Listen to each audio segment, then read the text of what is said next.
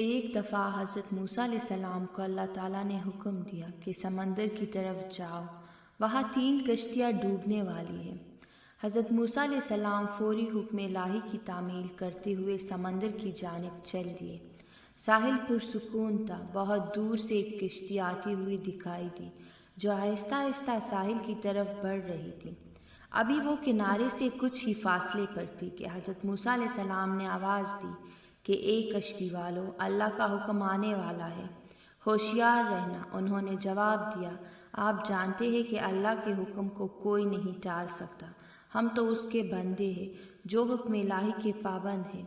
کشتی والے ابھی یہ بات کہہ ہی رہے تھے کہ اچانک ایک موج اٹھی اور کشتی ڈولنے لگی۔ سوار اپنے آپ کو بچانے کی کوشش کرنے لگے۔ اتنے میں ایک اور زبردست موج آئی اور کشتی کو اپنے ساتھ بہا کر سمندر کی تہہ میں لے گئی۔ تھوڑی دیر میں ایک اور کشتی نظر آئی تو حضرت موسیٰ علیہ السلام نے انہیں بھی خبردار کیا اور کہا کہ ذرا محتاط ہو کر آنا۔ انہوں نے بھی پہلے والوں کی طرح جواب دیا کہ جو کچھ ہونا ہے وہ ہو کر ہی رہے گا، اور کشتی کو کنارے کی طرف لاتے رہے، یہاں تک کہ ساحل کے قریب آتے آتے یہ کشتی بھی ڈوب گئی۔ حضرت موسیٰ علیہ السلام اللہ کی حکمت کے بارے میں سوچوں میں مہو تھے کہ انہی میں ایک تیسری کشتی آتی دکھائی دی۔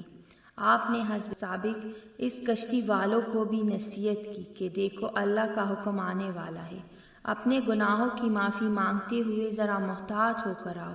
انہوں نے جواب میں کہا کہ اے اللہ کے نبی، جس طرح آپ سچے ہیں اور اسی طرح اللہ کا حکم بھی اٹل ہے، اسے کوئی نہیں بدل سکتا، لیکن اللہ کی رحمت بھی تو ہے، ہم اس کی رحمت سے کیوں مایوس ہو؟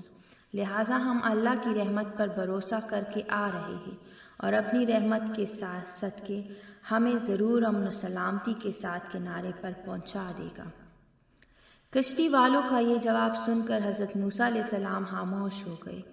جب کشتی بحفاظت کنارے پر آ لگی تو اللہ کے پیغمبر سوچنے لگے کہ اللہ نے 3 کشتیاں ڈوبنے کا فرمایا تھا، 2 تو ڈوب گئی لیکن تیسری سلامتی کے ساتھ کنارے آ لگی۔ ارشاد باری تعالیٰ ہوا کہ اے موسیٰ، آپ نے سنا نہیں کہ تیسری کشتی والوں نے کیا کہا؟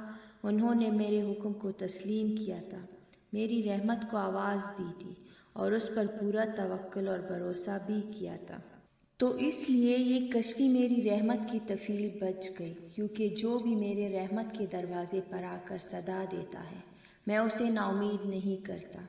حدیث میں آتا ہے کہ جب اللہ تعالیٰ نے مخلوقات کو پیدا فرمایا تو عرش پر لکھ دیا، میری رحمت میرے غضب پر غالب ہے۔